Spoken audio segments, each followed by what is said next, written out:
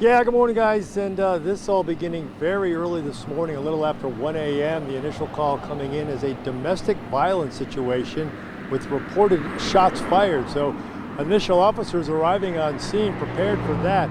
And that is when this hours-long ordeal really began in earnest. They attempted negotiations with the individual who was inside, trying to get him to surrender peacefully. And that went on for quite some time. There was a lot of back and forth. But at one point, sometime possibly around 7 this morning, we're told, the man came out, he was armed, and he fired several rounds at officers, and at least one of those officers returned fire. He fired in the direction of our SWAT team members, and in and out there were several volleys of rounds fired. As the residents were evacuated, they were close by, or given the option to shelter in place if they refused to evacuate.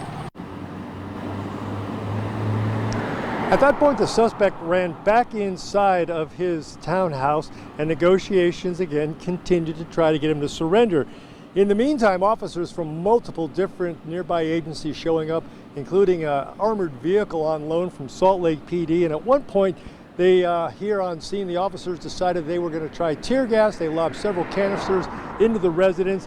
That eventually prompted the man to come out and surrender.